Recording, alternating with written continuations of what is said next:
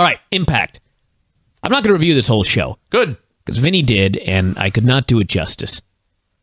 But it is funny that after listening to your review and then watching the show, I didn't think the show was so bad. Well, there you go. Now, granted, I also didn't, unfortunately, find the Beautiful People segment to be quite as funny. I wish I would have watched it with you live on Thursday. I'm now kicking myself that I didn't. It was still very bad. But my expectations were such that when I watched it, all I could think was, man, Velvet's not that bad tonight. The Britney stuff was hilarious. The line about the Queen Bee was preposterous. This whole... I don't know.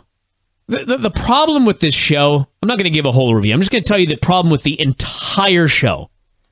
The problem with the entire show is how in God's name does anybody care about anybody on this show?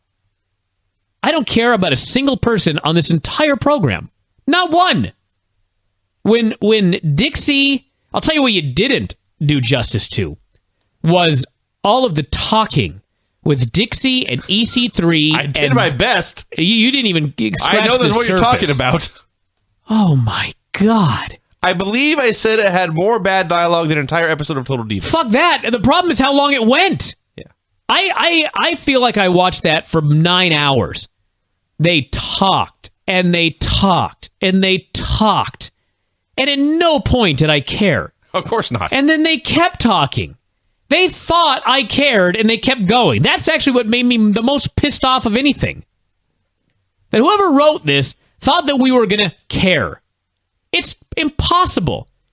I don't give a shit about any of these people.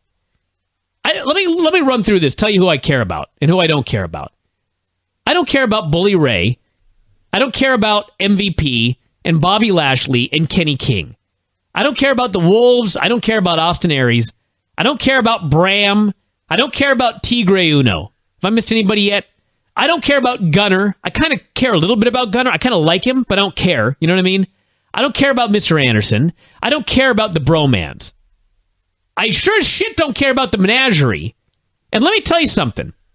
Where did I watch this? I'm trying to remember when I watched this show. I watched it Saturday morning. I woke up Saturday morning and I watched this. And I was all by myself. And I just remember looking at the television at one point, and there was a girl swinging sticks, and there was Nux, and there was a fucking clown, and a jacked up guy in a mask, and two dudes on stilts. Am I forgetting anybody? I think that's it. And all they were doing is running around the ring, acting like idiots. For an infinity. And I just watched it, and I thought, if anybody walks into this fucking room right now, I'm going to run out the back door. I can't possibly be seen watching this.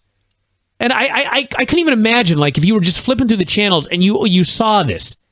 This hurts professional wrestling. This is worse. This is worse than just about anything I've seen on pro wrestling in a long-ass time. Because what do most people think when they run across pro wrestling? What do they think it is? They think it's a fucking circus. They think it's a clown show. And what did I see on my television? A goddamn circus and a legit clown acting like fucking morons in a wrestling ring. I was so embarrassed by this. I talked about this on Observer Live. At least with El Torito and Hornswoggle, if I watched that with my wife, she would be entertained by it. If I brought a child into the room, they would think it was funny. Children love the little man in the bull costume. And he does spectacular things. He springs off the ropes, he does flips, he spins around in the air, he makes the other little guy look like a fool. Everybody laughs together. He embarrasses big guys. You watch it, and it's kind of goofy that you're watching two little guys do all these crazy things dressed up like bulls. But you know what? It's fun, and it's exciting. What the fuck fun and exciting was the menagerie on Thursday night? Nothing. They just went out there and they acted like idiots. And then DJ Zima came out, and I think he got beat up. Did I missing anything? Close enough. I was so embarrassed by this segment. There was not any redeeming value to it whatsoever. It turned this show into more of a circus than usual, And there was nothing positive about it. I just hated this segment. The women's segment was awful. And even Eric Young and Bully Ray. I like Eric Young. I think he's a good wrestler. I like Bully Ray. I think that he's a good wrestler. But why the fuck were they out there wrestling? No idea. I had completely lost almost consciousness by that point. Why were they out there wrestling? All the heels came out and then they just teamed up on him. I just don't get this show at all. The show was a bad show. But I still thought it was not as bad as you made it out to be. It's kind of... So Impact is one of those things where when you watch it, it's not horrible. But then when you start thinking about it later, you realize it was atrocious. You know what I mean? Why is that? I don't know. That's my Impact review. I'm done. All right. Well, the show. Holy fucking Jesus. God almighty crisis was the worst fucking Impact of all time. Was it not? It was. This was the worst Impact I've ever seen. I will say for sure that I said last week's was the worst of the entire year. This was much worse than that. Oh, not even in the same universe. Way worse than that. Listen, I'm prone to hyperbole. Everybody knows that. Let me tell you something. On a stack of Bibles, honest to God, I cannot think of a major storyline, and I'm using that term loosely, by the way, major storyline. I cannot think of one major storyline in the history of my time watching professional wrestling that I could not possibly give a shit less about than Dixie Carter versus MVP. I swear to God, if somebody can come up with a storyline that I could care less about, that I've ever cared less about, than Dixie Carter versus MVP, I will give you $50. It does not exist. There's never been a storyline that I have felt such complete... It's beyond apathy. I don't even know how to describe it. I hate it. I don't care about it. I don't understand how anybody could possibly care about it. Listen. Sometimes I'll see a storyline or a match, and I'll say, the only fucking people in the world that care about this match are the two people involved. Right? I've heard that before. I promise you, of the two people involved here, Dixie Carter and MVP, it's impossible that MVP cares about this. So we've finally achieved a storyline in wrestling history that literally only one single solitary person in the entire fucking world cares about. And that person is Dixie Carter. Nobody else cares about this, Vinny. No one in the world could possibly care about this storyline. It's impossible. And that was the least of our worries on this program. Yeah. That was the bullet in the head of this Impact. But the 2 hours of torture that I was put through leading up to that segment was probably worse. Probably. Significantly worse. You flipped your lid at that Dixie segment. It was the straw on the camel's back. It was my lid had been flipped long before that, and that kind of I don't know. It was far from the worst thing on the show. But after 2 hours, yes. Maybe. Yes. There were about 8 segments worse than that just with Sam Shaw alone. Do you remember when they played Go Fish? I do remember when they... I honest to God, would rather watch 2 hours of them playing Go Fish than ever see this Dixie Carter MVP storyline again. I see. Vinny. Yeah. Dixie Carter has declared war on MVP. I don't even disagree with you. It is going to escalate from here. How and why? I can only assume they will talk more. I've never seen any form of entertainment that is such pure, unadulterated masturbation. I could find a video of masturbation on the internet that would not be as pure masturbation as what I watched at the end of this show tonight. I was sickened. It is an entire company built around making the owner happy. And not happy, by the way, by making lots of money.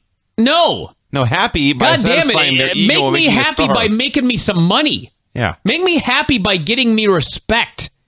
Make me happy by having people talk about what a great product I've got. Yeah. That's how I'd want you to make me happy if I own this fucking place.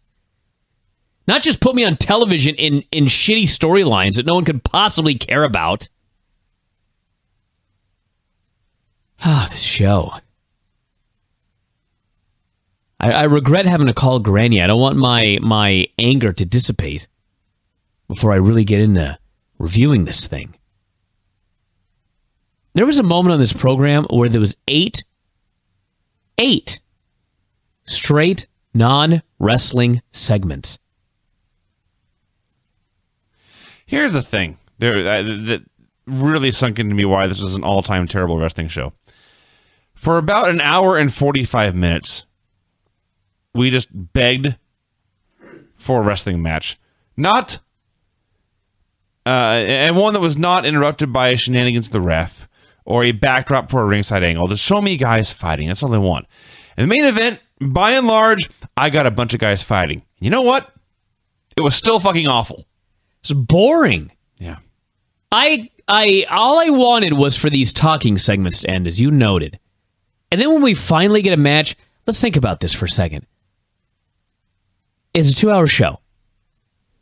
At the 1 hour mark, they had a match between two big stars, with the stipulation being that the loser had to leave TNA forever. That's a big fucking stipulation. You would think. Now, granted, they announced this an hour in advance. And when they got in the ring, not one goddamn single fan cared about this. They treated it like it was just another stupid segment on a stupid wrestling show. Which, I might add, at the end of the day, it was.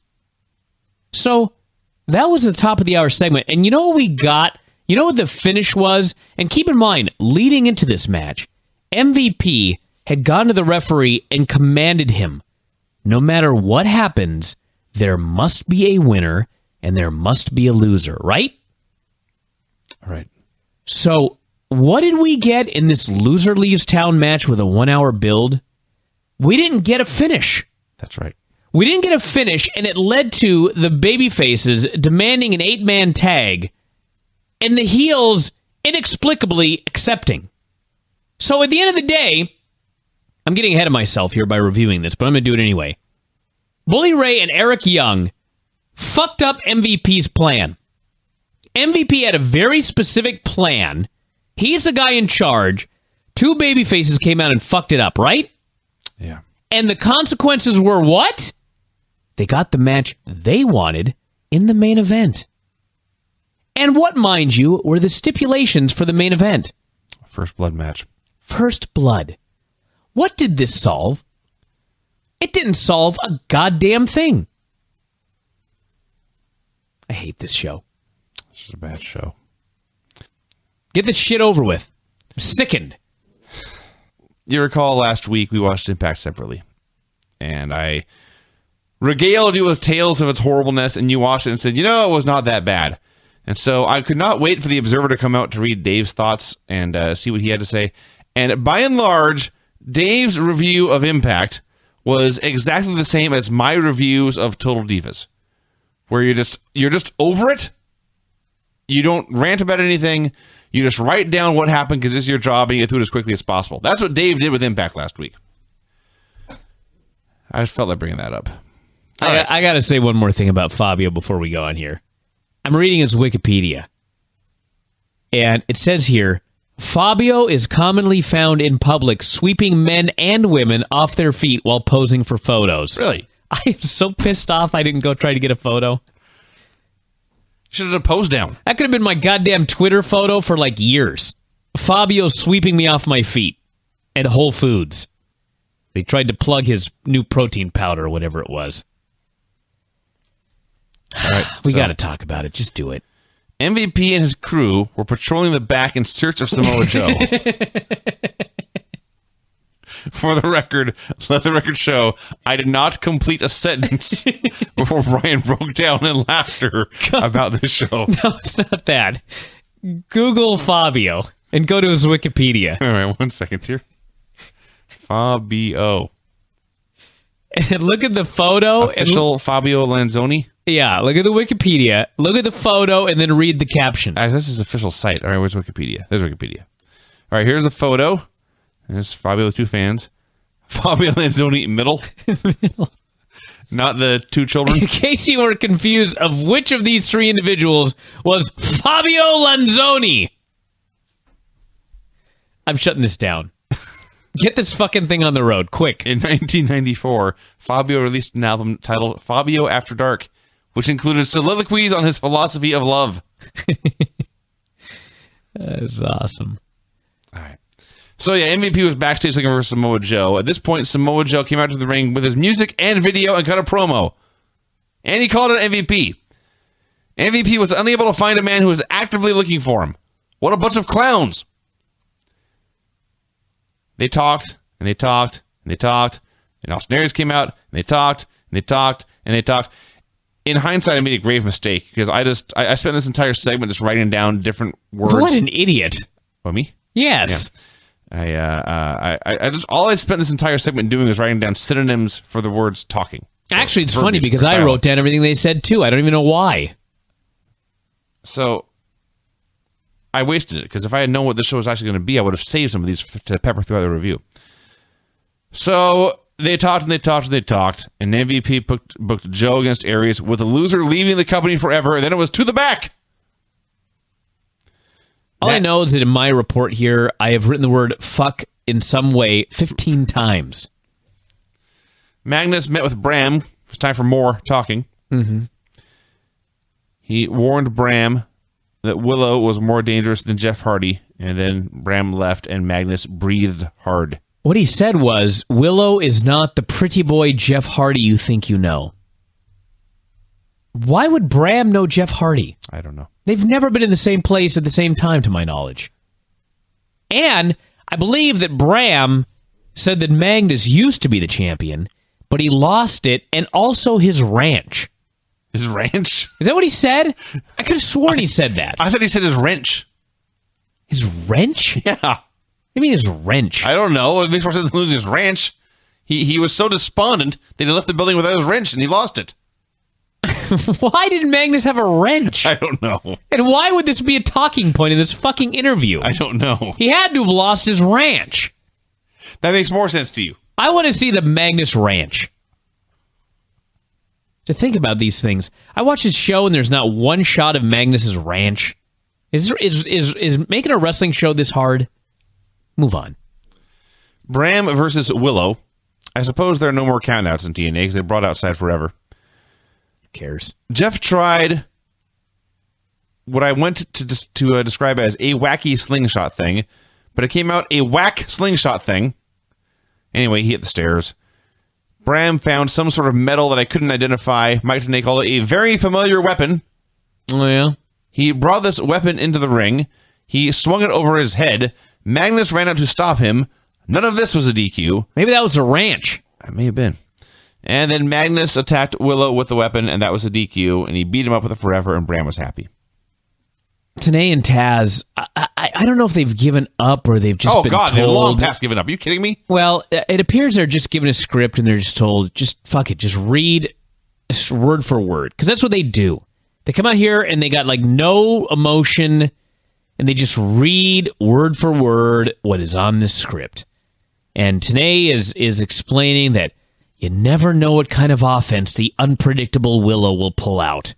It's like, really? Willow does the same goddamn moves in every match. I know everything he's going to do. And in fact, I could have called this match because he did every single thing I see him do every time. And then, in fact, we had a DQ. Yeah. I hate this show. MVP found the Wolves in his office and they talked. And talked. And talked. He booked them in a match against each other, and if they refused to fight, he would strip them of the tag titles. Keep that in mind, by the way. Mr. Anderson was being a wacky drunk cowboy backstage. This is where I determined it was WCW 2000. Davey Richards versus Eddie Edwards. Kenny King came out to watch. One of the things I forgot to mention last week was that Kenny King, the ring announcer, the king of the night, was wearing a JCPenney discount rack polo shirt. So he comes out here and he had like Wranglers and a t-shirt on. At least it was his own shirt. I can understand him wanting to push his own merchandise. But can they not dress this guy up a little? Somehow? Dude, that's the least of our problems. How about the fact that we had Eddie Edwards versus Davey Richards, and they found a way to make me not care one iota about this match. Very boring. Nobody cared. Yeah. It was. I'm not even making this up. It was virtually dead silent in this building. Well, yes, you're right, but there's more to say about that too. I mean, can you imagine that you get Davey Richards and Eddie Edwards and you manage to put them together in a match where nobody cares? And all they did was just, it was almost depressing. It was like, nobody cares about your match, but they're going to do their fucking match. And they tried so hard, and they have this, they must have been backstage for like an hour trying to think of this match where they just mirror each other's spots. And the story is that they're exactly the same. And so every time someone does a move, it gets reversed in the same move with the other guy doing it. And they put so much hard work and effort in this that it was kind of like, why did you bother? You know what I mean? And then Eddie pinned him with a cradle. And that was that. And nobody cared about this. So Eddie won with a roll-up. And Kenny ran down and said, no, I want you to fight. I want you to punch each other and kick each other. And so they beat him up. Yeah, think about that. They were told that they've got to fight or they would be stripped of the title. So Kenny King comes out to make sure that they fight. He commands them to fight. They don't fight. They kick his ass. Are they stripped of the titles? Absolutely no follow-up whatsoever. Because this show sucks. Let the parade of talking begin. Dixie and MVP met in the hallways, and they talked. Here's what I wrote about this. Something about contracts and who was in control. I just can't deal with this anymore. I'm sorry. Yeah. MVP said that he was the director of wrestling operations because he was Shut up, wrestler. I don't care. No, this is important. He said he was a director of wrestling operations because he's a wrestler. So shouldn't there be fucking 30 directors of wrestling operations since there's like 30 guys on this roster? Hate this segment. I hate this show. Things got significantly better. Brittany appeared on TV. The only bright spot in this company right now is the one who fucks up the most. Hardly. Madison was come on getting ready for her match. Brittany said, I will be there for you. Madison said, do nothing, do not get involved, do nothing, stay away.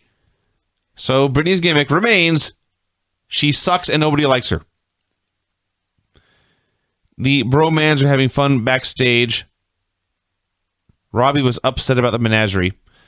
They were talking about what was bothering him. They mentioned the stilt men. They mentioned the chick. They mentioned the freak. And they mentioned the clown. At no point in this segment, with three men talking about the menagerie, did anyone mention or even hint at the only guy in the group who actually wrestles matches. Yeah. MVP met with the ref and he talked to him. He said in this Joe Aries match where the loser is gone forever, there must be a winner. Yeah. Samoa Joe appeared on TV and he talked. Austin Aries arrived. He talked as well. Literally nothing was established here that had not been set up an hour ago. This was 5 straight talking segments at this point. I am begging. I've heard for, I don't know how long I've been following wrestling, but I've heard forever. If you're going to be a secondary company, you've got to be different. You can't be the same as WWE. Fuck that. Please copy WWE or NXT. Grab one of their fucking scripts that gets leaked and copy it. Where you'll never see 8 segments in a row of talking. You wonder why your quarter hours plummet. Total nonstop action. 8 fucking straight segments of talking. And we haven't even talked about the worst segment I've ever seen. That's next. Well, let's talk about the worst segment you ever saw. Okay, here again, I am just going to read my notes verbatim. Bear with me. Bromans were in the ring for talking. Robbie was not in the mood for a party. They talked about clowns. The menagerie interrupted, doing the same 5-minute entrance they do every week. Robbie tried to give himself a pep talk. I don't even know how to describe what followed. Crazy Steve and DJ Z spent like a solid minute trying to see who had the loudest horn. Freak carried DJ Z around for a while. Bromans looked at Steve. Menagerie threw everyone out. By the way, the EY Bully Ray segment is already over, and I am not yet done writing about the Bromans. So anyway, that was some god-awful television right there, but I laughed till I cried. Now Sam Shaw is talking. I am 2 segments behind. All right. Maybe there have been worse segments, but this was so bad. This was so... Every single solitary second of this segment sucked in every way. The Bromans arguing sucked. Especially the fact that it was a 6 straight fucking talking segment in a row. The argument about clowns. The menagerie comes out. They have a debate. The Bromans are afraid of the menagerie. They come out and they proceed to have a debate. Crazy Steve starts honking a horn at fucking DJ Zima, who starts honking his horn back. They're honking horns at each other. And I realize that Charmel and Jenna Maraska was an all-time horrible -5-star segment. I'm well aware of this. But you know what? It was a wrestling match. It was a bad one, but it was a wrestling match. And let me tell you something, all of you out there that are listening to this right now, because you know this. Sometimes you will be watching a match and it's really bad. And someone will walk into the room that's not a wrestling fan, and they won't quite understand why you hate the match so much. Because to a normal person on the street, they don't really get a terrible match as opposed to a match that's not so terrible. Granted, they can kind of tell, but if you're crying about a Jenna Maraska match, how do they know that's any worse than a Velvet Sky match? They can't tell the difference. So at the end of the day, you were just watching, during that -5-star segment, a bad wrestling match. This made wrestling... If wrestling dies, it's because of shit like this. If it disappears from the face of the earth, it's because of shit like this. Someone walks into the room and they see you watching this, and they're like, why would you ever watch this? It's every terrible stereotype about wrestling that I watch on my television screen. And it wasn't like even if you were a fan, you'd be like, you know what? I kind of like it, though. It sucked. It sucked. It was bad for wrestling. It was an embarrassment. It led to absolutely nothing. Everybody. They press Zima Ion because he's supposed to be thrown outside of the Bromans. But their fucking timing is so bad that the Bromans are in there arguing with a clown. They argue with the clown for like a minute, and the clown finally realizes, oh, we should throw you shitheads outside. They throw him outside, and then the guy gets to throw Zima Ion onto them. I dare you to find me a worse segment than this. It's terrible. It was horrible. So by the time I got done recapping that, 2 more segments had taken place. Both featured talking.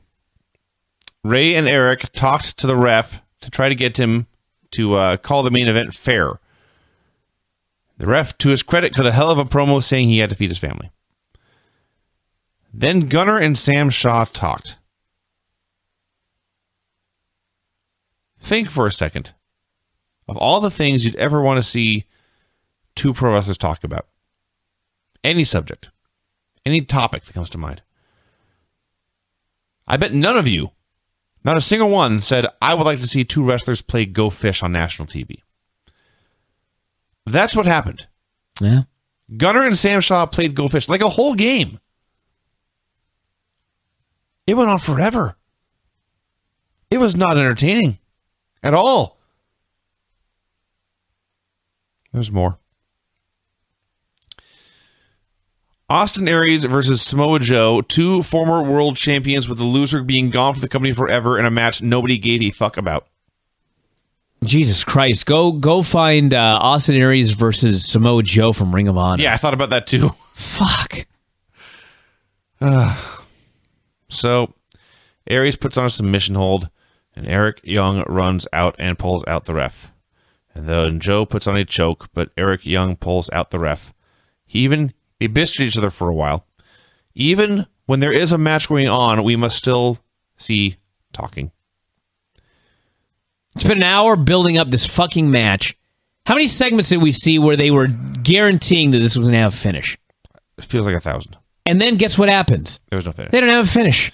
Bully Ray came out, he punched out the ref, and then Eric grabbed a microphone and he did some talking.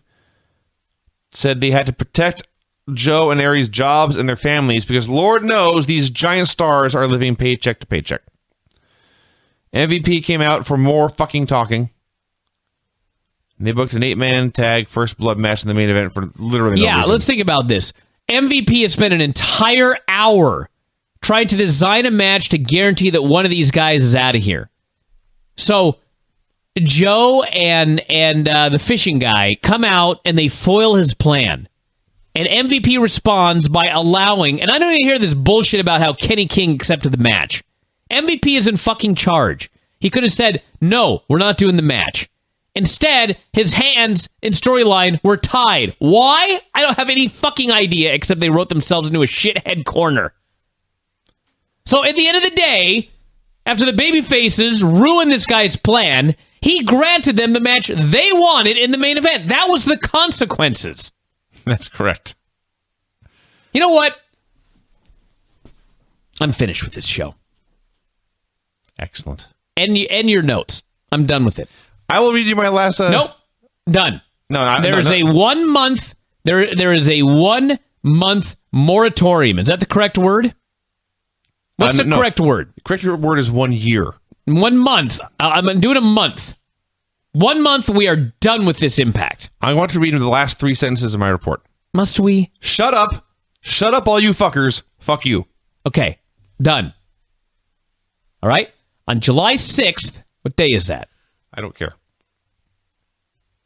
Let me look at my notes. July 6th will be a Sunday, I think. Sunday. All right. On July 10th, I will give Impact another chance. But for the next 4 weeks, and I will watch the pay-per-view because we have to watch the stupid pay-per-view. But that's it. No Impact until July 10th. So for the next 4 weeks, we're going to watch something off the WWE Network. I swear to God, if there was Thunder on the network, I'd watch 4 weeks of Thunder. Oh, fuck yes. Instead of watching Impact. I am finished with this show. I'm sick of it. This show is a straw that broke the camel's back. Well, you're only 5 years behind me. Well, you're probably right. I need a break because I can't. I'm 39 years old right now. I don't need this. There's a million websites where you can get a review of Impact. I will ask Dave what he thought of Impact.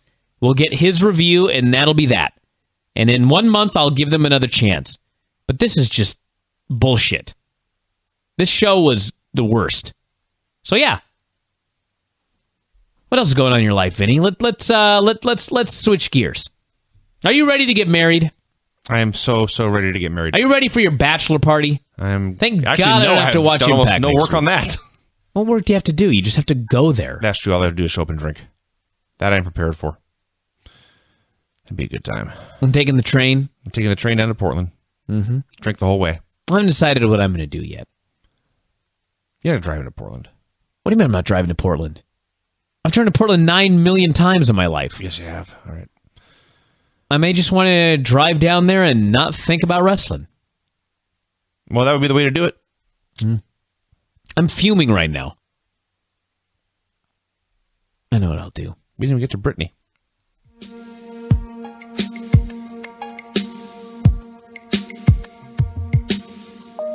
I wonder if Fabio's got a movie. Let me check. I'm actually looking at his filmography. He has a filmography? He played an angel in The Exorcist 3. Most of these credits read either Fabio or himself.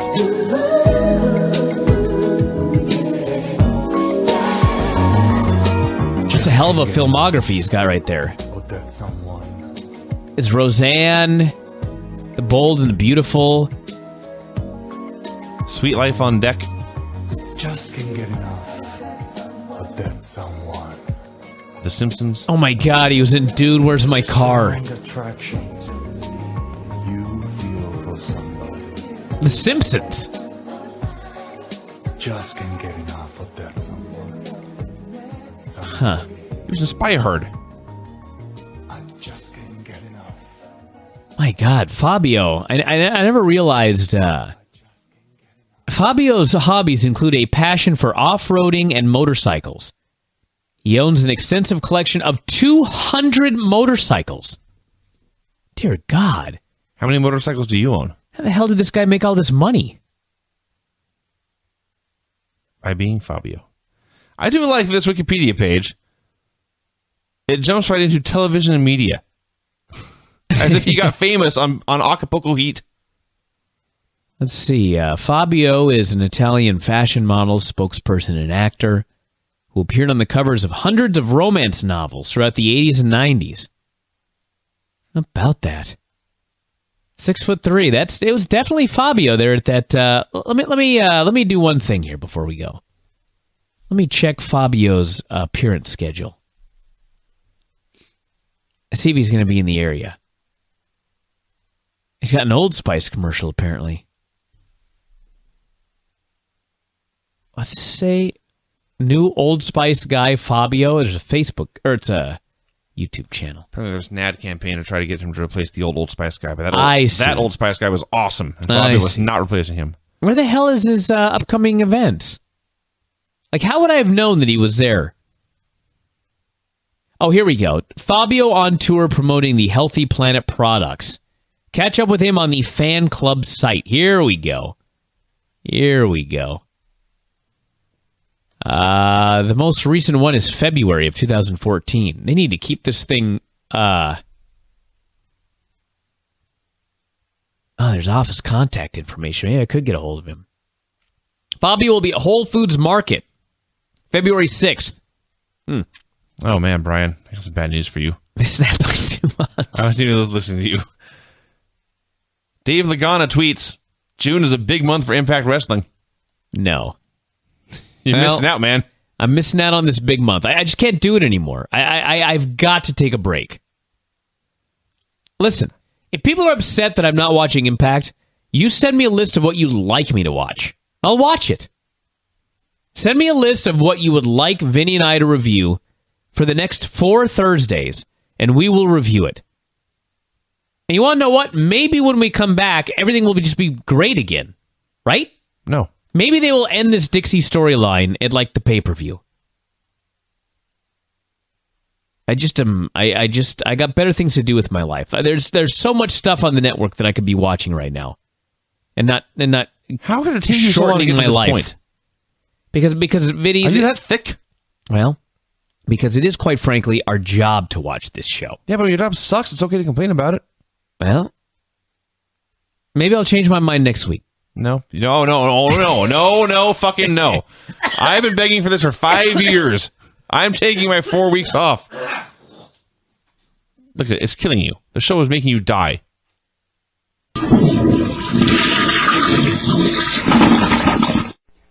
So quite frankly, as we talk about this TNA 1-month boycott, it is possible at the end of this 1 month, you will never hear me reviewing TNA Impact again. We're going to talk about the hows, whys, who, whats, wins, and wheres after we come back from the break. You're listening to Wrestling Observer Live on the Sports Byline Broadcasting Network. We are back here on Wrestling Observer Live. Brian Alvarez here, WrestlingObserver.com. We are joined by Mike Sempervive, also of WrestlingObserver.com. We are here every Sunday, 3 o'clock p.m. Pacific, 6 Eastern. Sports Byline USA Radio Network, Sirius Satellite Radio Sports Zone, Channel 92, 94, 794, XM Radio Channel 208, and streaming live worldwide on the internet at WrestlingObserver.com. I see them phones ringing. Don't call. No calls for at least 15 more minutes. I got stuff to talk about here, as does Mike. Mike is incapable of watching Impact since he has cut the cord. He watches them on a delay. And, Mike, I remember when you cut the cord, I was like, man, I wish I could cut the cord. But I got to watch this Impact show, for example. I have to be able to see it. No more! The boycott is on. The boycott is on. You have not seen this show. No. I've got a lot of feedback to my decision.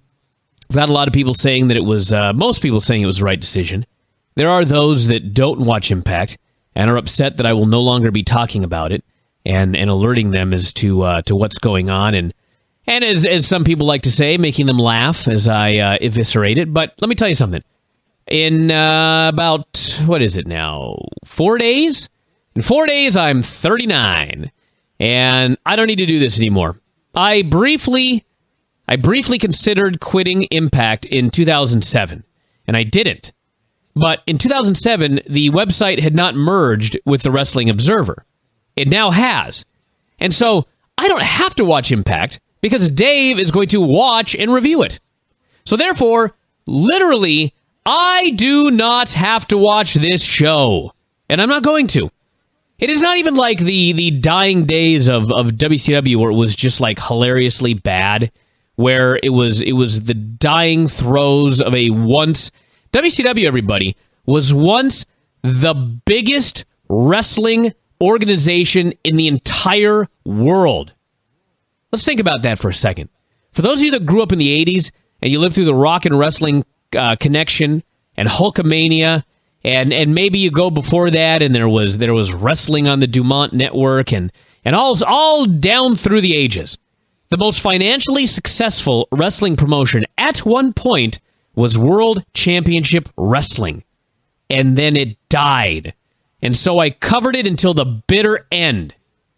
TNA has never come close to even being in the same universe, not even in the same breath, as the most successful wrestling promotion of all time. Which also, at that time, had the most talent-laden roster in the history of professional wrestling. Exactly. What do we have right now? What we have is a promotion that has had a couple of small peaks, but has never truly been a big success. And it's not even like the thing is dying. It's not even like it's collapsing. It has been in a state of death for several years now, actually. It wasn't quite as bad as it is right now. There was a period about, probably actually this time last year, the show had actually improved. Business was still god-awful, but the television show had improved. Those days are gone. The attendance is abysmal. I have just retweeted, at Brian Alvarez, you can head up to my Twitter, I have just retweeted a photograph of the attendance that they drew at a show in Aberdeen, Maryland, I believe 2 days ago. Now, I know some of you are going to look at that and you're going to say, Brian, it's not fair to take a picture before the show starts, before everybody has arrived, or a show after everybody has gone home. Incorrect. If you take a close look at that photograph was taken during the main event. The main event. It looks like there were 60 people there. Maybe I've counted wrong. The house show attendance is abysmal. The television ratings collapse throughout the show. The show has a good open. Why? Not because of anything having to do with TNA. The show has a strong open because people are sticking around after Cops. A show from the 90s. Cops does ridiculous ratings. And people stick around for the first quarter of Impact, and then they begin slowly turning the program off as the show goes on. The buy rates, abysmal. They cut from 12 pay-per-views to 4. The idea, I guess, well, my theory is that they were losing money on every single pay-per-view, and so if you cut 8 pay-per-views, at the end of the day, you lose less money. I'm sure that their claim would be that we cut from 12 to 4 so that we'd have more time to build to the 4 pay-per-views, make them seem more important, and do better numbers. Newsflash, these pay-per-views are not doing any better numbers than they were when they were doing 12 pay-per-views a year. Pay-per-view business is dead. House show business is dead. The ratings suck. The television show is terrible. There is no reason to watch this show, and so I am done. Well, then. Yeah. How are we going to fill this void? Oh, man, I got so many ideas. Is this going to be a permanent for life thing? Is this going to be for a temporary period of time? Because I thought you said a month, which I thought was actually good. In 2002, WWE was awful. It really was. It was coming out of the Attitude Era, and a lot of what they were doing was just, even if you were jaded, it came across as mean-spirited. And I remember there were some things that people didn't like. If it was, Kane and the Triple H thing, the necrophilia, the whole Katie Vick thing. The one that had gotten me, though, was the HLA angle. And I remember sitting there watching that show, and then when it was over, I was just kind of sitting there, and my wife-to-be was sitting there next to me, and I just sat there, and I literally shut it off. I went, I'm not going to watch WWE for at least a month. Because I obviously, either this thing has passed me by completely, or I don't know what it is. I'm not going to watch. Now, in that time, I ended up missing the Raw Roulette, which I thought was actually very entertaining. But for a month, I had to just walk away from it and go, is this something I still want to follow and care about, or has it passed me by? So a month is usually a good time to see if you could see something in new eyes again, because you know what TNA is going to be like and you know what Impact is going to be like even a month from now. Is that too short of a bit of time? Are you doing this forever? I am doing this for 1 month. My original boycott was 1 month of television, but I would still watch the pay-per-view next Sunday. I have since changed my mind. Really? I'm not going to watch the pay-per-view next Sunday. Dave will watch the pay-per-view. There's no reason for me to watch it, and I don't want to spend the $34.95 watching something that I've boycotted. So I will not be watching the pay-per-view. It is a 1 month boycott. I will make a decision in 1 month if I'm going to continue. And cash donations from Vinny could influence my decision, but most likely I will make it on my own. You ask what I'm going to watch? I'm looking at the WWE Network right now and all of the stuff that they have available here. They've got original specials. They've got SmackDown replays. They've got Legends of Wrestling, Main Event, ECW Hardcore TV, WWE Beyond the Ring, Slam City, Backstage Pass, Clash of the Champions, Mania Rewind, Countdown, Superstars. The list goes on and on. There is no shortage of programming for me to fill my Thursday night with. In fact, what I could probably do is, instead of waiting until Sunday to review NXT, I can review NXT on Thursday. Awesome! And I enjoy the NXT television show. You're going to save. You had $35 to save from not ordering that pay-per-view. You could take $25 of that and buy the Best of the Super Juniors finals, which featured Ricochet, have possibly one of his many matches of the year against Kushida. You know what I'm going to do? I'm going to take the $35 that I'm spending on Impact, and I'm going to buy Vinny a lap dance at his bachelor party, and he will be indebted to me for the rest of his life. Can you get me one of those too? If you're just going to throw it around? If you're in the area, $34.95. Save. That's you're gonna. You know what? You're so damn cheap. You're gonna make her give you the nickel back, won't you? The 95 cents. Yeah, probably. I will. But yes, that is my plan, everybody. I will not talk about Impact anymore on this radio program if I can help it. Some people have said, Brian, your review was so scathing that I now have a desire to go watch that episode of Impact that finally broke you. That's me. Listen, I'm telling you, don't bother. It is a complete waste of 2 hours.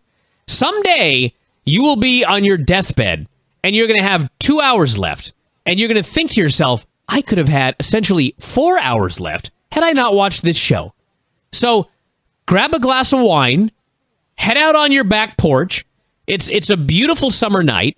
Grab a good book and enjoy 2 hours. That is my... You missed a good show on this one. It was a fun show. No, I saw the show. I watched the show. No, I know. I'm talking to everybody else. Oh, everybody else, yeah. Yeah, nobody else. Well, you know, the thing I've thought about this many times is if you're one of those people that buys all the TNA pay-per-views, then you... There's very few of those people left. Exactly. And if you watch the television is not convincing anybody to buy a TNA pay-per-view. If anything, the television is going to convince you not to buy a TNA pay-per-view. It's like two different products. If you buy the pay-per-view, you're seeing a wrestling show. If you watch the television show, I don't even know what it is you're watching. Yeah, but, I mean, I think that they do a terrible job of building their pay-per-views. I know that when the Go Home show was over, I had no interest in this show.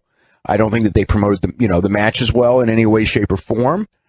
And again, when you're promoting, when you've got, weeks and weeks, when you got 6 weeks between shows, and you're pretty much putting the card together the public is getting the card on the Thursday before the Sunday. It's too late. I mean, it's UFC, those cards are out there, months ahead of time? I mean, boxing, those pay-per-view, those cards are out there months ahead of time. And these guys want to put their main event together on the final segment of the go-home show. And they look at, why didn't anyone look at what's working and what's not working and get a clue? You know what I mean? You cut back on pay-per-views. You cut back on pay-per-views in theory so you have more time to build the stories, but instead you don't. It's the same thing. And I remember when they cut back, I even said, I guarantee you they're going to be putting the matches together the last week again. And it's their mentality. And if it worked, hey, that's cool. If it works and you can put the thing together on the matches together at the last minute and your buy rates are strong, then that's what works. When it doesn't work, why do you keep doing it? It's just so perplexing. So the show opened up with the Crazy Steve, Sonata, Wolves, Tigre Uno, and Manic ladder match. This was for the X title, and this match was just completely insane. They had ladders out there immediately. Tigre did this giant tornado dive onto the pile. Tons of crazy spots. For some reason, Crazy Steve was inexplicably crazy over with this crowd. They loved everything he did. He did a Terry Funk whirly-bird spot with the ladder. That actually was kind of goofy because it was like everybody had to run into it. Yeah. I mean, it almost that. I mean, I liked the match, but that one spot, I thought, there's a way to do that doesn't look like you're just running. It's like you're running into it knowing you're going to get knocked out. It was just really silly looking. Actually, the only spot I really didn't like in this match was it was with Crazy Steve. He climbs up to the top of the ladder, and I guess it was mistimed. I don't know who was supposed to go get him or knock the ladder. I think it was, who was it that was supposed to knock it over? Regardless, the point was he was up there for a good... He was up there too long, yeah. Oh, yeah. He has to pretend like he can't get the belt, and yeah, that was bad. But otherwise, a lot of good stuff here. They built to a big spot where Davey and Eddie were the only two in the ring. They had to fight for the belt. Had a dueling headbutt spot at the top. And finally, Tigre was up there with Davey. He did a sunset flip powerbomb off the ladder, dropping Davey onto a ladder bridge. And it was head first through the ladder. It wasn't that dangerous because he went head first through without hitting the ladder, but it looked spectacular. It was awesome because the ladder is set up halfway up the other ladder. And so, usually when you do a sunset flip powerbomb, the guy's got to take a bump all the way down to the ring. But here, Davey fell 2 feet onto a ladder, and then he just had to do a backward roll so that his head went between the rungs. But man, this building went absolutely haywire for this spot. And it was a great final spot before the finish. They did that, and then Sonata climbed up and grabbed the belt. Very, very good opener, a lot of fun. I know there's a lot of complaints about this, and very understandable, that it was just a ladder match thrown together with random guys for no reason. I mean, it was. That's exactly what it was. But it was fun. No, but it was a fun opener. I didn't like the idea of the ladder match being wasted and so forth, but they didn't do anything. They had a really entertaining match. And they really didn't do anything that I would call no one was getting hit in the face with ladders or anything like that. There were a lot of dives, but if they had done a multiple person match, they still would have done all those same dives. And the dives they did, which were spectacular, they had a lot of guys catching. So they weren't, it wasn't really that dangerous. And which I was worried about is God, you're throwing these guys in this dangerous match with no build up. It wasn't, I guess it was was it even it was announced on TV on the Go Home show. Another one. Yeah. But with no build up because the originally I think there were supposed to be different things, and then Robbie E went and did the Amazing Race. So the menagerie and the bromance thing was off. So you kind of had this put in here, and then I don't know what was going to happen with Richards and Edwards. Maybe they just had nothing for them all along, and they were going to be in this, but they could have they could have built this up for 3 weeks and had it made. But I'm sure when they did the TV, they had no inkling that they were doing this. So, and they taped the TV way in advance. It's the perils of taping the TV way in advance. We had MVP, Kenny King, and Lashley coming out, and MVP was on crutches, ranting about how he was hurt, he should be in the hospital, but he came here for us fans. Said that Dixie had caused him to be censored by the board of directors. I don't understand the storyline. I thought he was the director of wrestling operations. If he's censored, why is he out there ranting? I must have missed something somewhere. Yeah, that's all going to be announced on Impact on Thursday. I see. When she has a mic. She went to the board of directors and got things done, and they're going to announce what they are later. I see. Well, he made the announcement that we'd actually known since Friday, which is that it's going to be Lashley versus Joe and Kenny King versus Austin Aries, and the winners will be going into the main event with Eric Young. And then Kenny King became the first of about 55 guys to come out and bury a local sports team, which worked this evening. Yeah. We had Joe and Lashley. Crowd was... I was shocked at how into this match they were. Great crowd all night long, I should add. We've talked about that a little bit, but I was thinking about this during this match that when the show is over, the company's probably going to go, oh man, we got to try and get out of this Impact Zone whenever we can because this crowd in Dallas is so great and they suck at the Impact Zone. It's true. It is true, and to a degree they're right. But you know what? If you would have brought a show to Dallas and you had a bunch of 3-minute matches and 8 talking segments in a row, they would not have been like this all night long. You had burned them out. You came here and you gave them a wrestling show, and they went crazy for it. And I'm not saying that Impact should be all wrestling. I'm not saying that. But I'm saying that the way they're doing the show now is not the best way to do that television show. Yeah, but the other thing too is that they did a lot of local advertising. They had a lot of local media, and the Kevin Von Erich thing was huge. Mm-hmm. And that's not that's not something that they can do. That's not something they can do with their TV tapings, and it's not something that they can do. It's not normal TNA. I mean, it's great. The people who came were into it, and clearly, they knew the people were, so that was impressive. But it's not representative of what they can normally do. I wish it was. It would make for a hot product. We had 2 guys calling to Observer Live today from the area, and one guy was just like, he was so excited that the Von Erich boys were there, because obviously he grew up watching it, and he thought it was just great. And the other guy was telling me about how on all of the local morning drive time shows, there was all of this promotion for this show. They had Kevin Von Erich doing interviews, and basically sounded like they did more promotion for this show than any other show they've ever done put together. And well, I mean, they did, but again, like, they had a hook, which is Kevin Von Erich, who was a huge celebrity in Dallas 20 years ago, 30 years ago. His father going back 60 years, really, almost 60 years.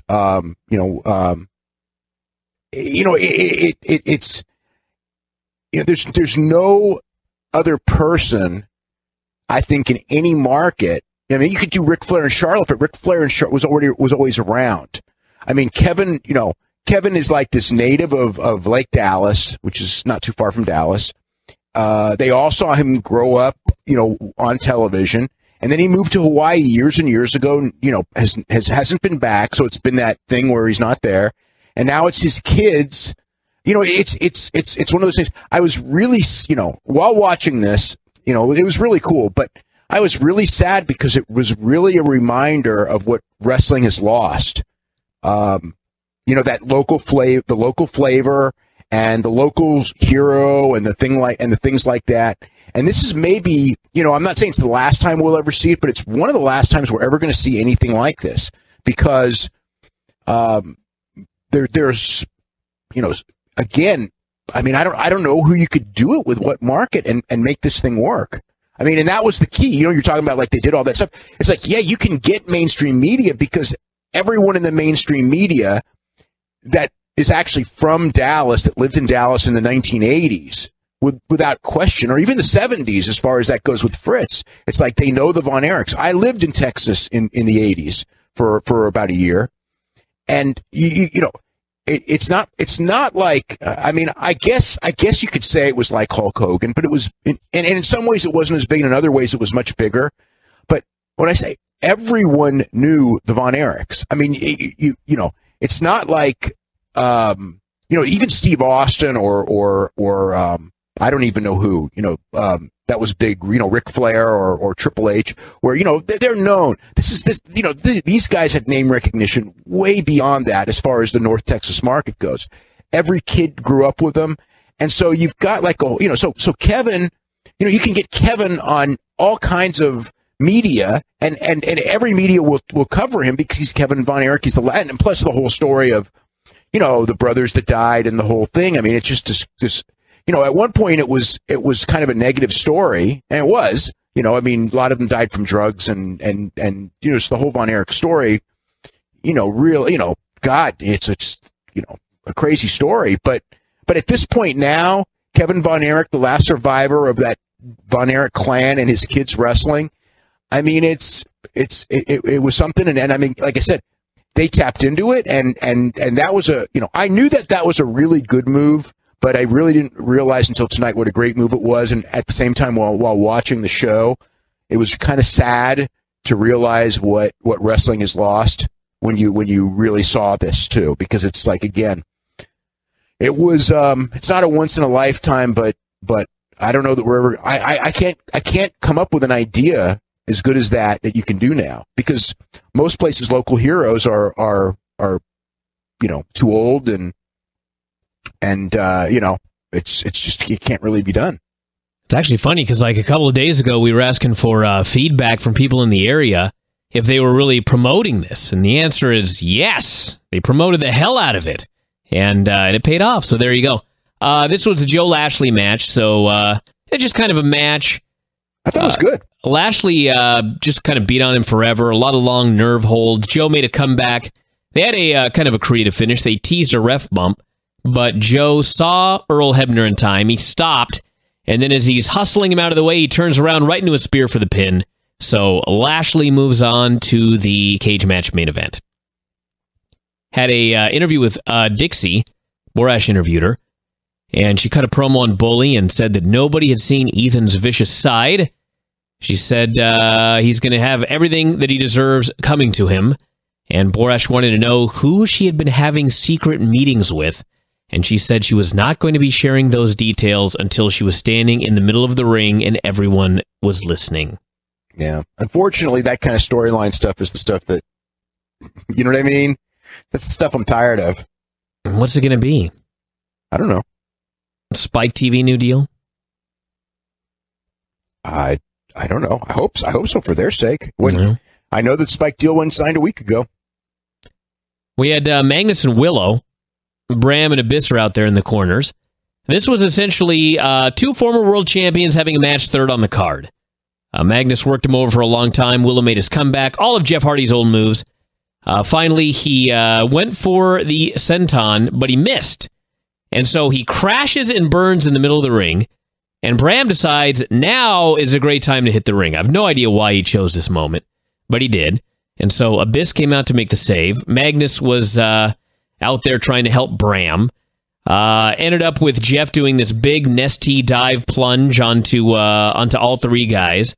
I mean, that move takes a lot of guts because you're just falling backwards and relying on these guys to catch you, and they kind of did. Although he hit the back of his head and shoulders pretty hard on the mat there. Yeah, but it wasn't like a tope or a planche or anything. I mean, it's like he's on the top rope and he flies backwards without looking. He just felt like he was bungee jumping. Yeah, with no cord. Yep. That was. He got, thank God for he didn't get hurt. But that doing a dive without looking, that's pretty scary. I don't recommend that one. Yeah, I didn't.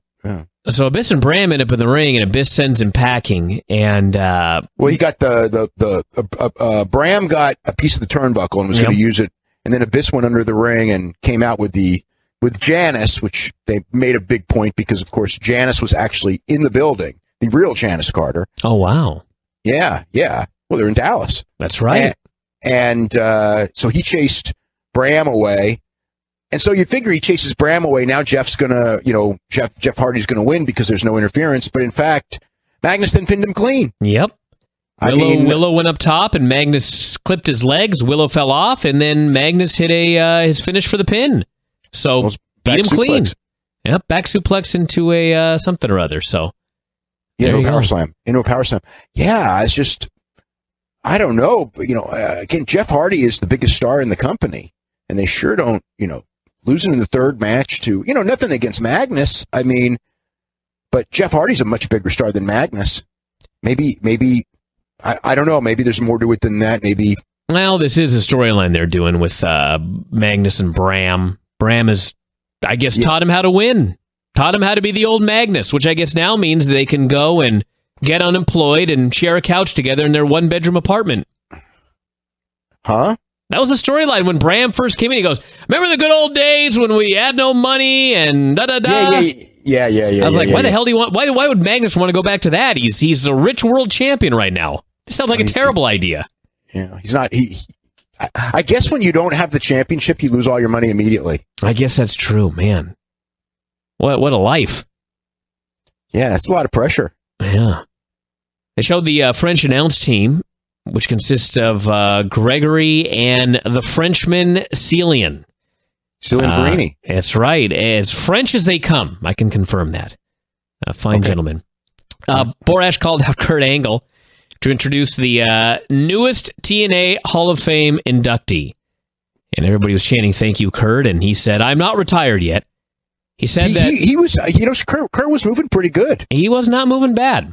Yeah, and he looked rested. He looked good. I was, again, he had major knee surgery not all that long ago. Yeah.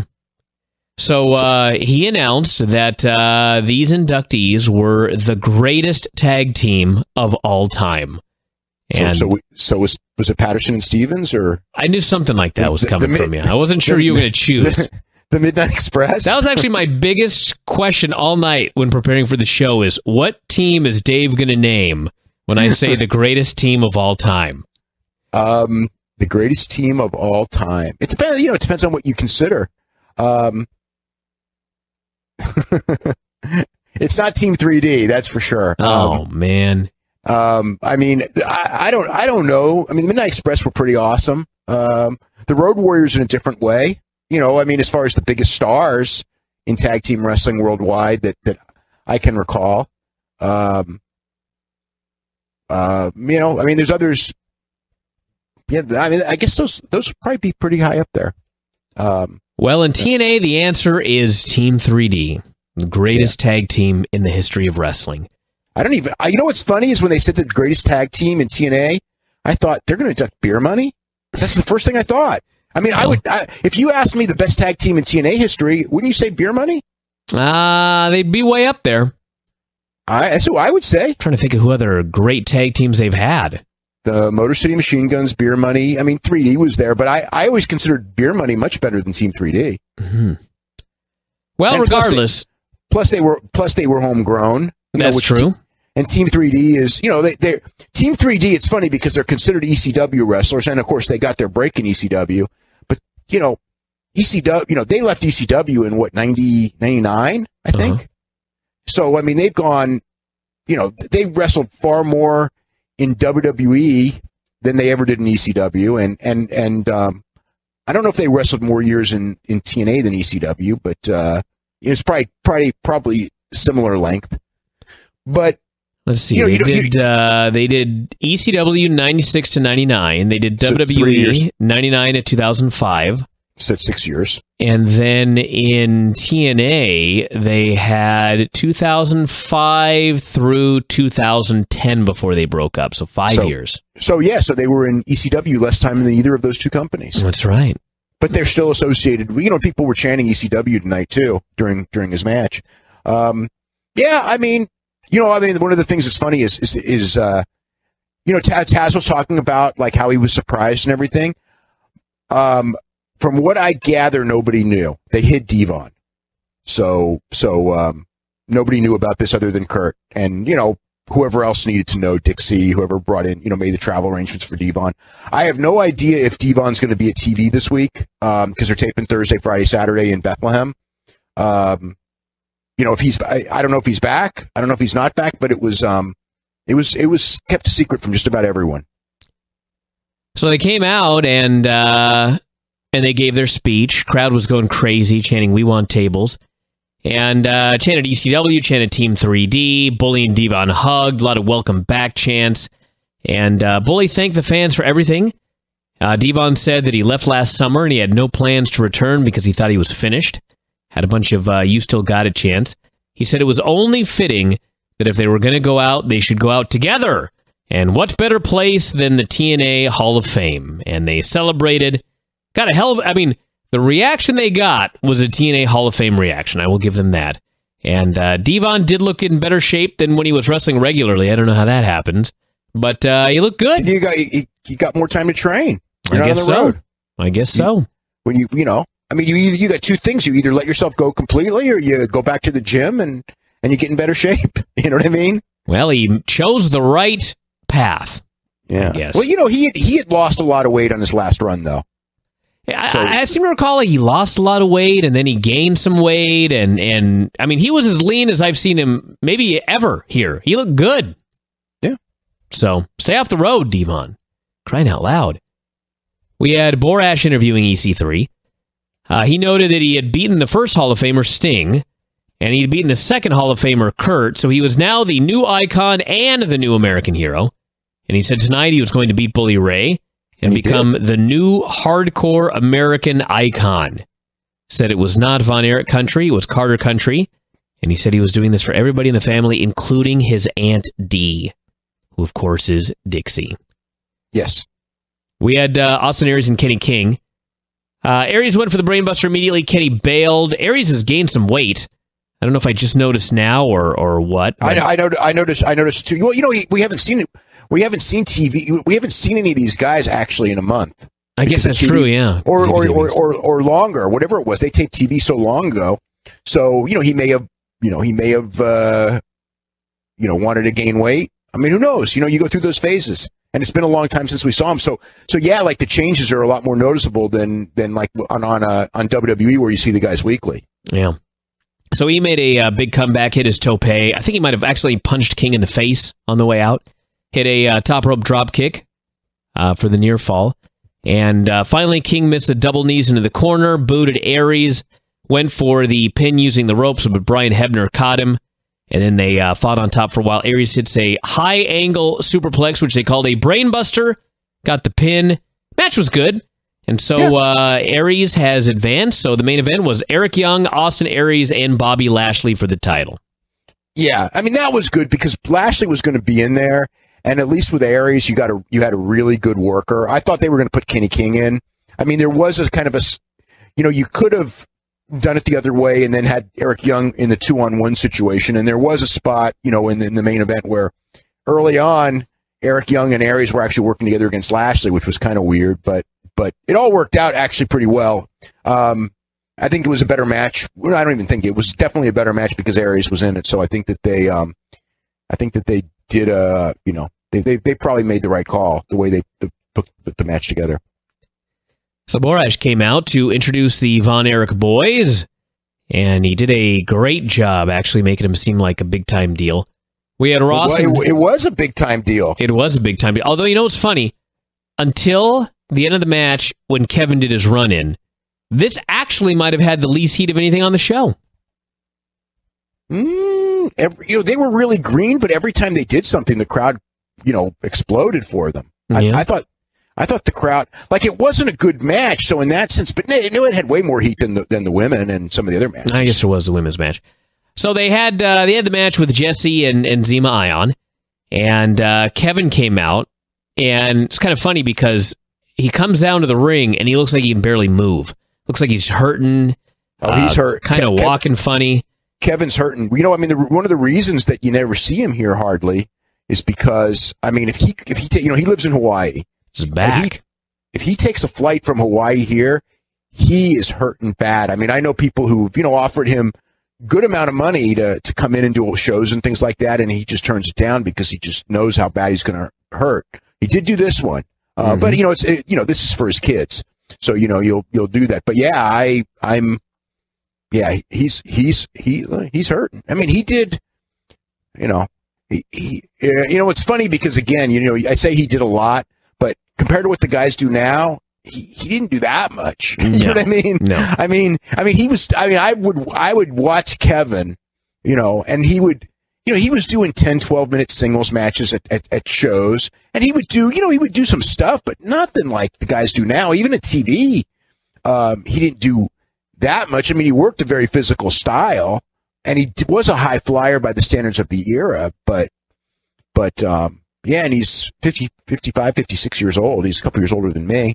So, I think at least 56, maybe 57 even, depending on when his birthday is. He's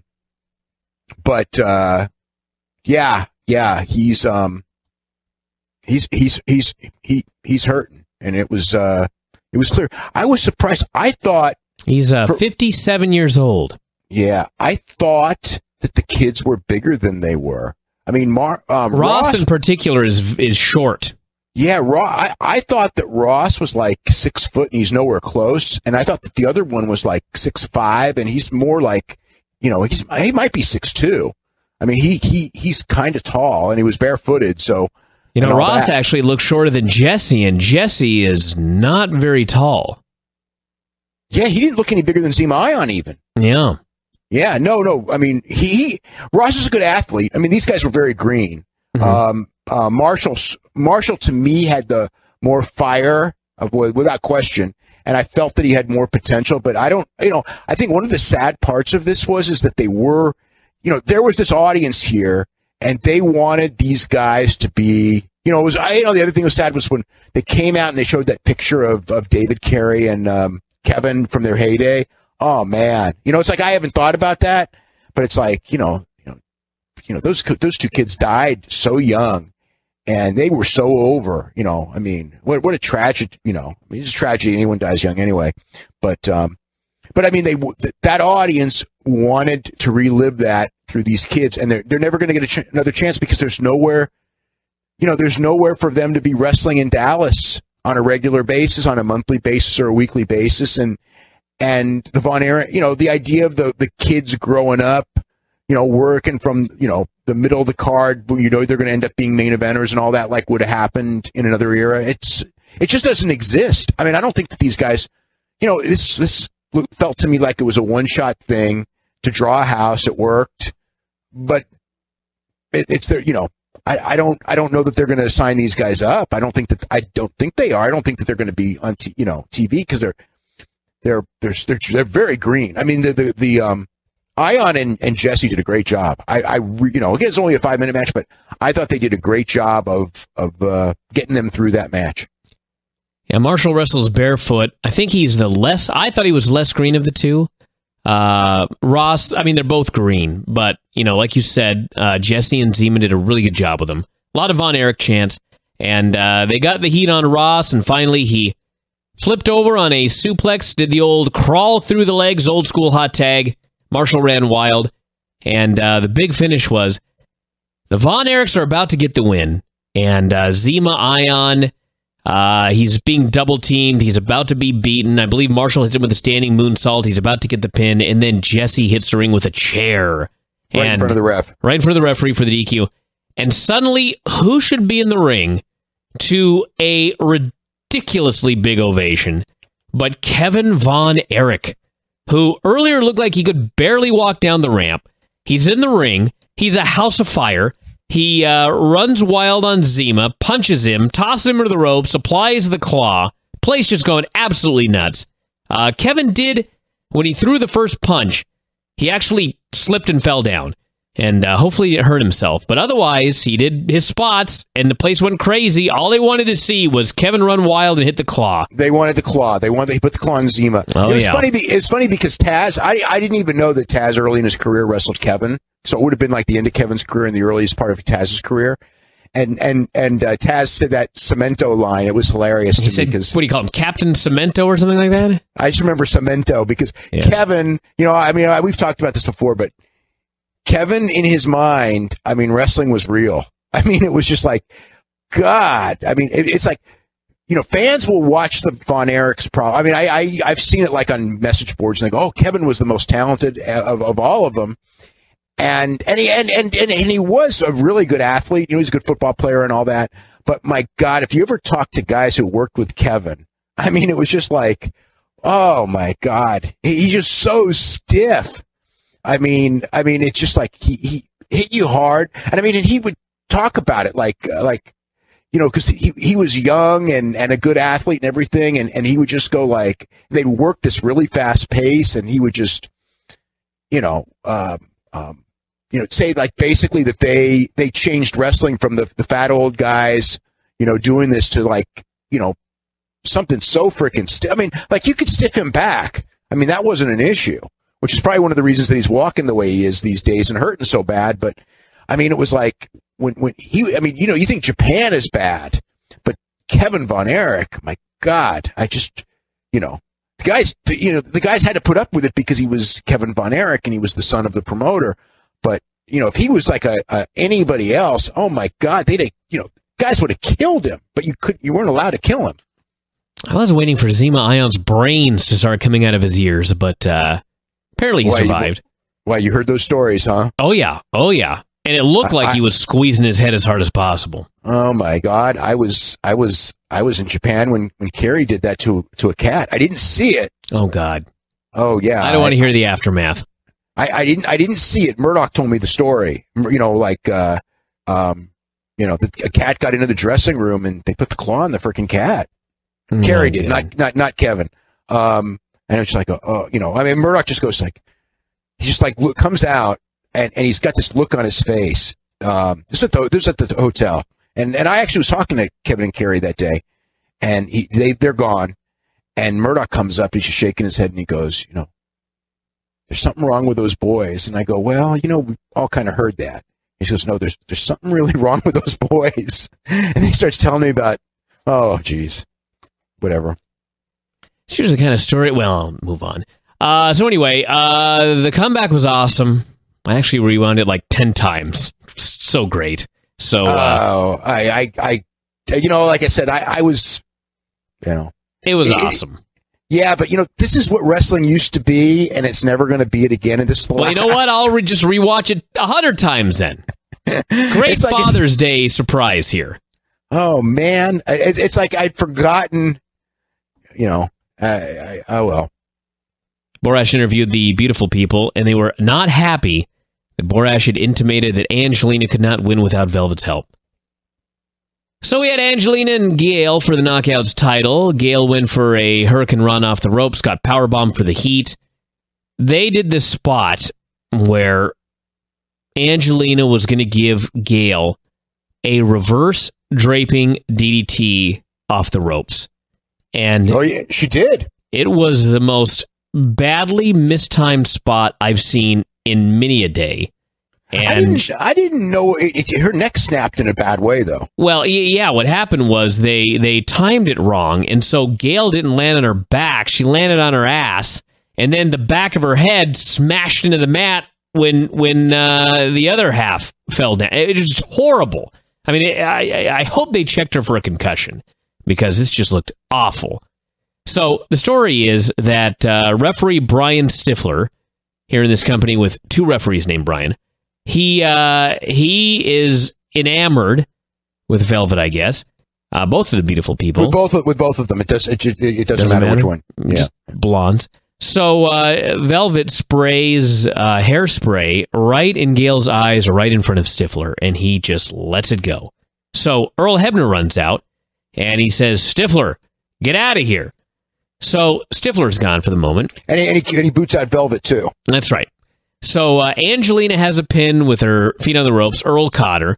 Gail goes for a drop kick, but she accidentally hits Earl, who takes a pratfall. So with Earl down, Stifler comes back. And Gail has a pin, but Stifler refuses to count. And then Angelina reverses a cradle. And the moment Stifler sees Angelina with a cradle, and holding the tights, mind you, he rushes in and counts the pin. So he is a corrupt referee. He loves the women. Another heel ref. Another heel ref. Yeah, I thought this was the weakest match on the show. I didn't really like that storyline. Having said it, I do think that they actually set up the finishing. I thought that the spots that they set up to get where they wanted to go were pretty well done. They did do it very well. Yeah. For what they were trying to do, they were good. The timing was good. I like that, but I just don't like, the real cartoonish heel ref thing. I guess, if we're going to limit it to just the women's match, which, is throwaway anyway, on, most of the time, maybe it's not so bad, but Gail Kim is a very good wrestler. So I kind of would like to see her, do wrestling matches, but I don't know who she does them with in this promotion right now. I guess Taryn Terrell when she's finally back at TV, right. Which may be this week. It could be soon. I saw a picture of her a couple days ago. She looks great. Yeah, no, she's already did the last set of TVs for what was it? They did an all women's pay-per-view that no one's going to watch. Oh, that's right. Yeah. And so she was on that. So that was her first night back, and now but I think that she's going to be back. I don't know what the storyline will be. Maybe, in fact, it may end up being Gail Kim and Taryn Terrell against Angelina and Velvet because Gail obviously needs a partner. That's right. Bully threatened Ethan backstage, said that Ethan had claimed that Bully would win over his dead body. And so tonight, Bully said, well, I'm going to kill you. And he talked about all the greats of Texas wrestling, Von Erichs, Terry Funk. It was actually a hell of a promo. Like, I thought one of the better promos of the year. Stan Hansen. Yeah. This was great. He had the cowbell, like Stan Hansen coming out with the cowbell from Japan and doing the Stan Hansen thing. And the people, what's interesting is because the people really got into the mentioning of all the names, not just the Von Erichs, but even Stan Hansen, who was, Stan was never a big star in Dallas that I recall. Terry Funk, obviously, at different times was, although not probably after, God, I don't know when Terry stopped going to Dallas. I would think it was late 70s. But before that, the Funks did come into Dallas all the time. But yeah, and I mean, Bully, I think Bully is kind of enamored with Stan Hansen anyway. He does the Stan Hansen call, which I guess is pretty cool since Stan doesn't do it. Stan's retired, so you can copy it and it's kind of like, pay homage to him like they used to do with the Road Warriors as well. So we had a Texas death match. I guess before we go any further, what were the old school Texas death match rules? The old school Texas death matches, falls didn't count. And then if you won, there would be a rest period, depending on the promotion and how long. When I was a kid, it would be a 1-minute rest period instead of a 2-minute rest period. And then the loser of the fall had until 10 to get back up. And then if he got back up, then it would continue. And Texas death matches were in our territory.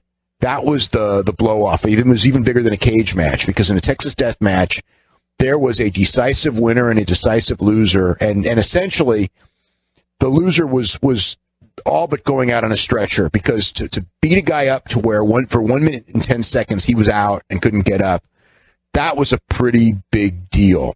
So that's the old school Texas death match. This was essentially what a last man standing match, right? Last man standing, yeah. Yeah, called Texas death, yeah. So they basically, as noted, had a exactly the match we're talking about here. 10 seconds. What do we just call it? I just last man standing. Last man standing. He's been doing those matches for forever. That's right. This is a last man standing match here. And anyway, they did a typical last man standing match, Bully Ray style. They had all of the gimmicks. They had glass. They had a cheese grater. They had the tables.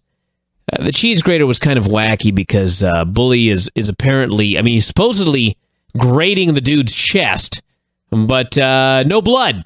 So yeah, you're not allowed blood. Well, that's why you couldn't grade the guy's head because obviously that they're not Obviously, they didn't allow blood because if they were going to allow blood, this would be the match to do it in because this was the violence match of the show. Yeah. And the fact that they didn't, and again, a Texas Death Match was always historically a blood match. So they had glass. They did a spot where there was a glass, broken glass supposedly in the middle of the ring, and Ethan tried to put Bully in it, and Bully caught him in midair. Hit him with a 3D, sending him chest first into the glass. It was Diamond Cutter or Bubba Cutter. Bubba Cutter, that's right. I guess a 1D. So anyway, finally Dixie comes out as Ethan is laid out on these tables outside, and Bully screamed that he was going to kill her. He actually said it in a much more derogatory manner, and ended up chasing her around. She ran into EC3, takes a comical bump. He falls on top of her. Bully picks her up, and he lays her on the table. So he's heading up top, and his idea is, I am going to do a big splash off this post, through the table, and Dixie Carter. And before he can do it, Ethan ends up whacking him with a stick, and as he's falling, Spud, who had been beaten up earlier, yanks Dixie off the table, and so Bully falls through it and is rendered unconscious for the 10 seconds. Must have been a hell of a cane shot. So the crowd did not like this finish. They chanted bullshit. Dixie quickly completely recovered, and away they went. So they are still teasing, Dave. They're going to do it. Dixie Carter's going to go through a table. Yeah, well, I'm presuming it's a Bound for Glory. They have to do it at this point. It'll get a big pop. The table stuff's over. It's old to me, but it works and people want it, so that's cool. And it's, again, if it's only one match on the show, that's fine. It's different from every other match on the show. That's good. You know how you can. This was a well done match. What I don't like the idea though of the where he sliced up the ring and he pulled off the padding, because they've done that 2 or 3 times, and once you've done it, it's like, I don't know. I guess Ethan, one of the near fall, so to speak, was Ethan using his finisher, which was the headlock DDT on Bully on the wood after removing the pad, but Bully did get up by 10. I thought that on this show tonight that Ethan Carter did a great job. I mean, he felt like a real star to me, a star heel. For a guy who was, cut by WWE and, in developmental for the most part, barely, never really had a shot at the main roster, to come in here and really come across like a star. I mean, they gave him every opportunity, and like he said, they had him beat Sting and they had him beat Kurt. So it's like but he, you can do all that. You can book a guy favorably, but his presence and his talking and his work, even, like in this match, I mean, he's really good. We had James Storm and Mr. Anderson. Storm came out before the match, and he called the Dallas Cowboys, or some Cowboys in the front row, called them fake-ass Cowboys. Said he was a Tennessee Titans fan. Corrupt. He poured beer on a Cowboys helmet and acted like he was pissing on it because he put the beer on his crotch and then poured it off. So that was supposed to get a lot of heat, and it did. Mm-hmm. I mean, Cowboys are a religion in Dallas. That's a big football community. We had corrupt referee Brian Stifler as the officiant here. Was he? Yeah, Brian Stifler was the referee. I didn't even notice. I noticed because I was wondering, why is this guy the referee? That's not fair. Yeah. So they essentially. But he didn't do anything here. I think. Yeah. No, he's just enamored with the women. So as long as you got no women out there, I guess it's okay to license this guy to referee this battle here. So they essentially had a quick TV match. Anderson made a big comeback, selling a bad leg. Hit his rolling fireman's carry from the top rope, and then Storm went outside and spat beer in the face of the Cowboys. We had only George Selvey. George who? George Selvey. Selvey? Okay. Yeah. So that was the guy who they did the angle with. All right. Near riot broke out. Security was there quickly for like the first time ever in TNA history. And finally, Storm went to use the beer bottle, but Selvey jumped the guardrail and confiscated it, which allowed Anderson to hit his finish for the pin. So, big win by James Storm, by Mr. Anderson, and then the Dallas Cowboys partied with him afterwards. It's more a photo op, a attempt to get on ESPN than anything else. It was an ESPN Sports Center attempt, and I don't know that I haven't heard if it worked or not, but it's again, it was one match on the show. It got over. It was fine. It was good, actually. As far as having seen a million things like this, it was done well. Eric Young came out, cut a promo about how crazy he was. Guy's good promo. I just have a hard time taking him seriously as a champion. He's not a world champion. That's the deal. Yeah. He's a good wrestler. He's a good promo. It's 12 years of him playing, an opening match comedy guy. It's like if New Japan gave Captain New Japan the IWGP Championship, which I don't believe they're going to do.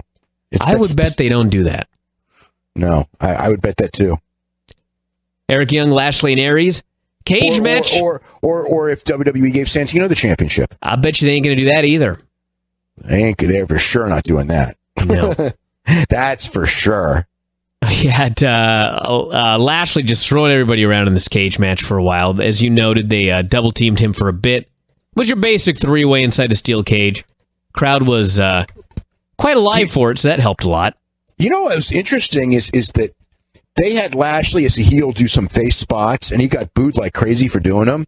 So, I mean, it was a crowd that was booing the heels. You know what I mean? It wasn't they weren't doing, oh, this is awesome when Lashley did the double suplex both at the same time or anything. So I think that helped the atmosphere a lot. They had a couple of brutal spots. Lashley reversed a suplex and tossed Aries into the cage, which was brutal. And they did a big spot at the end where Lashley's sitting on the top rope. Eric hoists him onto his shoulders. Actually, he hoisted Aries onto the shoulders, rammed Aries into Lashley. Lashley falls off the top rope and ends up on Eric's shoulder. So Eric has both guys on his shoulders, and he basically gave them a double AA, the old John Cena spot. That was cool. Yeah. Eric went to climb, but Lashley cut him off. Now, correct me if I'm wrong, because I know I'm not wrong. This was not Escape the Cage rules. Yeah, they made that very clear at the very beginning. It's not Escape the Cage rules that you only could win by pinfall or submission inside. They didn't want people climbing and running around. Well, why the hell was Eric climbing here then? So he could set up that elbow off the top of the cage. So he was climbing to set up a spot. Yeah, of course. All right, sure. So yeah, it was clearly not a Escape the Cage match because at one point Lashley went for a spear and ended up hitting the cage door and flying outside. And the story was that he was locked out, but it was funny because they chained the door shut with a chain that was like 15 feet long. So you probably could have got an elephant into the cage, but Lashley had to pretend he was so wide that he couldn't make it in there. So didn't Lashley look like a total freak tonight? I mean, more than usual. Well, Dave, you've said that many times about him, and he always looks absolutely gigantic to me. So he looked a lot. He looked a lot bigger than he looked at TV a month ago. Really? Yeah. No, this was him looking like almost not quite the OVW days, but maybe the WWE days. You could tell when he's got that extra detail in the low back and things like that. When the first time I saw Bobby Lashley in OVW, when he was Blaster Lashley, and he was wearing the big lifts too, so they made him look like he was 6'3", even though he's not nearly that tall. And it was just like, oh my God, and he was so green, and it was just like, oh my God, this guy should be in the freaking Mr. Olympia. You know what I mean? Mm-hmm. It's like, and it was like and I knew who Bobby Lashley was from amateur wrestling, but he didn't look like that when he was an amateur wrestler. Too much conditioning, I'm sure. Yeah, unfortunately, too much conditioning, right? But the, and then I thought, it's like, oh my God, if Vince McMahon sees this tape, he's going to ruin this guy's career, because he's going to, and it's funny because the first time I probably talked to Cornette about him, it was almost the same thing. It's just like, oh my God, this Blaster Lashley character. It's like, yeah, we got to hope that Vince McMahon doesn't see the tape because he'll bring him up to the main roster, and boy, is he not ready. And they did. That's exactly what they did. That's exactly what they did. Yeah. So they did the big spot there with the spear to the outside. Eric went up top before this, and he did the big, giant flying elbow off the top of the cage, which is a career shortener there. That was a high cage, too. Oh, yeah. He didn't want to jump. He fell into the elbow. Yeah, he landed he landed about as safe as you're going to land doing that move. But yeah, you're still landing right on your hip. Yeah, no, I know from what, probably 10 feet. Mm-hmm. That was a high cage. Yeah, that's not. That's not a good move. I mean, remember when Matt Hardy did that with Edge? When he did the ass bump, the leg drop. And it's like, I remember when he did it, and I actually was on the phone with a friend of Matt Hardy's right afterwards, and it was just like, okay, this was the biggest match of Matt's career, so I get it, but please tell him never to do that again. And I mean, then later I heard that for 6 months he was hurting from that move. Do you remember in WCW when Johnny the Bull tried to do a springboard? That was way beyond what Matt Hardy did. I could understand what Johnny the Bull did there. It's like that was beyond insane, and everyone told him not to do it. And didn't he break his tailbone or worse? He did something very, very bad to his hindquarters. He did a leg drop, everybody, over the top rope to the floor. On the outside. Running like a high jump over the top rope. It was it was a move that you could not do anything but get hurt badly doing. It's not like it was like, well, if I do it wrong, but I'm going to do it right. It was like, if you do this move, you were going to break your tailbone for sure. And he did. So the big finish was we had Aries and Young inside. They exchanged a bunch of forearms. Aries hit the corner drop kick, went for the brainbuster, and then Eric slipped behind, hit a pile driver for the clean pin. So good match. Last few minutes were very good. And overall, a thumbs-up pay-per-view. I have no idea why the TV can't be like this, but what the hell? You can't have it all, right? No, you can't have it all, but you know what? You should try. You should try. That should be the goal of the promotion, to give people like that. And again, they have the talent to be doing this. All you got to do is give the guys a chance to do what they do best, which is wrestle, and create believable storylines instead of bullshit storylines. And don't do this, but and again, less talking. Well, and less ancillary characters and authority figures and all this. The thing is, if what they were doing was working, and you'll know because your each quarter hour, if it's working, goes up because nobody tunes out and more people will add on. That's the theory.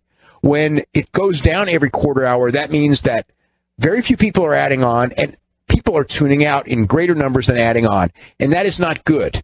And when you look at that, you've got, I've said it before, when you look at that, it tells you, okay, this is not working, now let's do something else. But, aside from the fact of all their other numbers. But, yeah, I mean, look, they could put on a great show.